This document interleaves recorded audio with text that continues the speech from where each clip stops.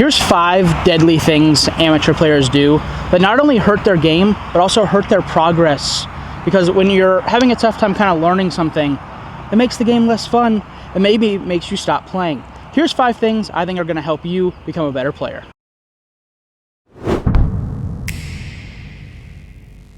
Here's the #1 amateur mistake that I see that's easily fixable and you could practice without even going to the field and throwing one shot. Your grip. I don't like when you see someone holding it and they're just absolutely gripping the disc, right? What happens is that strains your arm muscles, that strains your back, that strains all of your muscles. And what happens when you do that is it's very hard to be consistent when your muscles are 100% contracted. I don't want you to hold it like this, right? That's not what I want. I want you to act as if you're holding a baby bird, you're holding something you care about but you don't want to crush, right? This is what we need to focus on, is the grip strength. Because if you have a nice consistent grip like this, where you have a good hold on the disc, it's not going to come out, but you also aren't tense, right? Here's the thing. Before I continue, I want all of you guys to be able to try this while we're playing, right? So tense your arm as hard as you can in your fist and see how you feel, right? You're going to feel it in your forearm, you're going to feel it in your bicep, you're going to feel it in your shoulder, and you're going to kind of feel it in your shoulder blade here. That's not healthy, right? You're not going to be able to create an athletic move being all tense and feeling like you're getting freaking tased in the butt by your buddies. So all of these things I'm teaching you right now, you do not have to have a disc, and you can just feel what I'm explaining from being at your desk, at your freaking job, or on your couch, or in your living room, or if you're watching this in the field, let's try this stuff together. #1 is going to be your grip. You want to feel like whether you pulled it 4-finger power grip, 3-finger power grip, this is the grip I use, which gives me control of the flight plate and gives me some pretty good power. I don't care what grip you use. Do not overgrip the disc. It's going to be the #1 thing that creates tension in your body and holds you back from learning better form, because your body is so tense it cannot naturally flow. So whatever grip you choose, let's embrace it. But let's make sure that we're not death gripping the disc, and also we're not barely holding it on to where you're going to promote early releases. And again, this is more about your muscles firing all in sync than it is mattering what grip you choose. But let's make sure we're holding the disc firmly, but not over gripping it and making it harder for yourself to learn and play the game. #2 is your footwork, right? I don't want you guys to be stomping down the tee pad trying to throw. You guys need to be athletic, and your feet cannot oppose each other. Well, Drew, what does opposing each other mean? That means when they go like this, and my right foot goes this way and my left foot goes this way. That creates your hips to not be able to work very well, right? And again, whether you're in your living room, you're in your office, stand up, put your feet opposing each other like this, and try to use your hips. It's not really going to work. To create power and to create consistency in the throw, you need to have your feet staggered, your left toe to your right heel, and your feet, within reason, facing towards the camera. Your toes at the camera, not your toes trying to avoid the camera, right? If you're on a railroad track, you want your feet firmly on the railroad track. What that's going to do is once you get a little bit of stagger, your left foot behind your right foot, you can feel here that I can do this, right? Now I can go belt buckle to the camera, belt buckle all the way back. Now belt buckle pretty much through the target, right? But in the throw, you're going to be following through, which again gets that belt buckle to the target. If I oppose my feet, right, and you can do this at home, I'm not making this up for the sake of making a video. If you do this, I'm going here, and I go here, this way, right? And again, the follow through would kind of help this side, but when you're thinking about not getting a full reach back, that's robbing you of power, distance, and again, consistency, right? Because if we can do everything consistently over and over and over again, whether it's really good or it's really bad, everyone's form is a little bit different. But what I want to teach you guys is that there are a few key steps here that amateurs make that I think are easy fixes. Even if you just were to be in the mirror at your house and kind of feel practicing this feet parallel and kind of getting them staggered and just kind of doing this in the mirror, you're going to be able to feel the difference from someone who has opposing feet. Here we go. Pull through. This is a very crucial thing, and this is one of the few things that a hill I will die on. There's incredible players, Calvin and Ricky, that come to mind that kind of pull from here. Are they better than me? Yes. Are they really great players? Yes. Do I wish I was half as good as them? Yes. But here's the thing I'm going to tell you. If you're learning this game and you're struggling and you're hitting the first tree like I do, try to think that you're pulling up, right? Does that make sense to you guys? And again, theoretically, if you're going here down, you don't want the disc to go into the ground. So what happens is you go here, then you have to correct it. If you look at Calvin or Ricky who are in their throw like this, at some point they get to here because that's the plane the disc has to be on in order to not launch into the turf.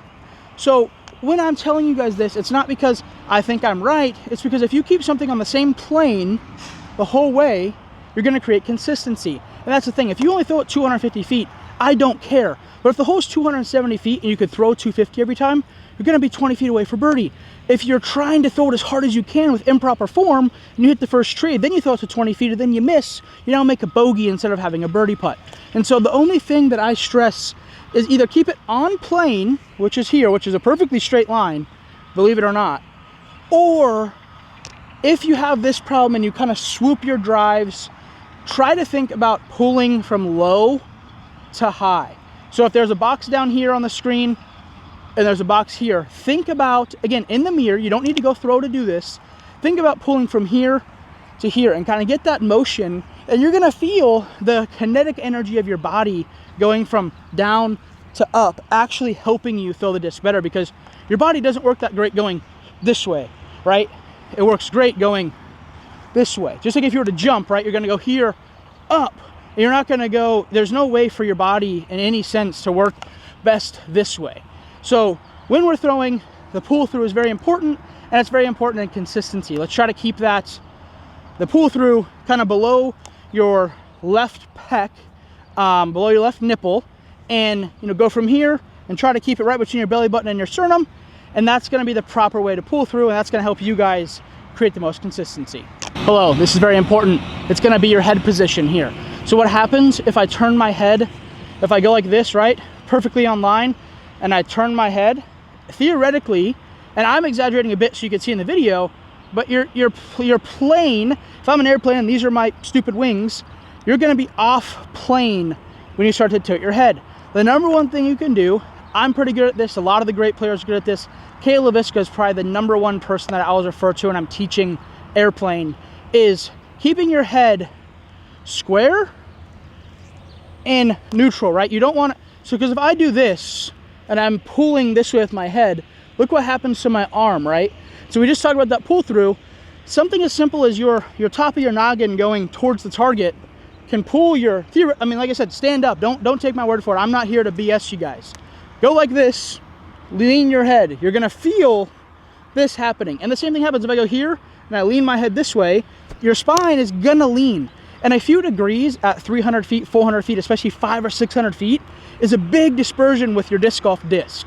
So the head position, again, I'm not telling you where to have the head. I just want you to have it be neutral and kind of be centered in your body the whole way. Because if you start going like this and trying to, I see people who are trying to throw too hard, right? Like, okay, the hole is again 270 feet. I throw it 250. I'm gonna try really hard. And now look at all my positions, right? I'm like a freaking broken banana. So a lot of disc golf is just about being in these smooth positions and natural positions, right? If I'm gonna just stand here and talk to you guys, I'm not gonna be like, hey y'all, how's it going? That's not correct, right? So you wanna keep your body in a neutral position, and that's the same thing here, right? I wanna have my head kind of follow my shoulder back, and then follow my shoulder through. And that's the way that we're gonna create consistency. Like I said, this is not distance clinic. This is just 5 things I think most players, even players, some players on tour, could do better. Number 5, and this is gonna be a really important one, and this is the reason I have these 2 discs in my hands. If you are learning the game of disc golf or you do not throw it incredibly far, please make the correct disc choice. If you go to infinitedisc.com, they have a bazillion reviews, they have a bazillion discs. Go on there and pick the disc that's gonna be good for you, right? The reason I have this is my signature Emperor. I can throw this disc 600 feet and control it. It's a good disc for me. This is the Infinite Disc Artifact. It's a putter that goes almost too straight. So there's a group of people that should be buying and throwing this, whether you throw backhand, well, this is backhand, or forehand, and there's a group of people that should be learning with this. And the number one mistake I see people make is they have pretty decent form, but they want to throw the 12-speed, 13-speed disc. And what happens is you're gonna make it harder for yourself, because you might throw it out there on the perfect line, but this disc is gonna go shorter for some people than this will, because this is going to stay in the air, it's going to flip, it's going to glide, and this is going to show you when you miss release. I throw bad shots all the time, and what it shows, a disc like this shows me, is if I overspin it or I let it go a little too flat, this disc is going to kind of get a little bit of wobble and go to the right. This disc is never going to go to the right, not even for me. So when you're buying discs, or you're at the pro shop and you're trying the disc that Calvin just won the tournament with, or Ricky frickin' throws sidearm, keep in mind that these discs all do different things. There's websites, there's places, there's pro shops where you can go feel them, try them, read reviews, look at the flight numbers, whatever you base your disc buying off of. But make sure that you're using the correct discs, because it's actually very important.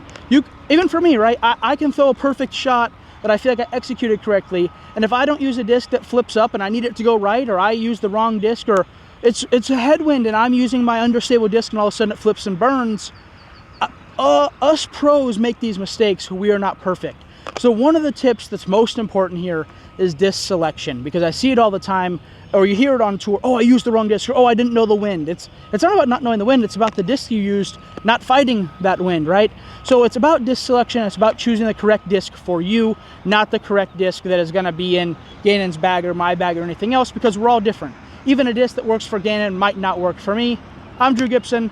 Make sure to support my sponsors, Infinite Discs and Squatch Bags, Finish Line Discs, GibsonDiscGolf.com. Hope this helped you guys. If so, you're welcome. I will see you in the next one.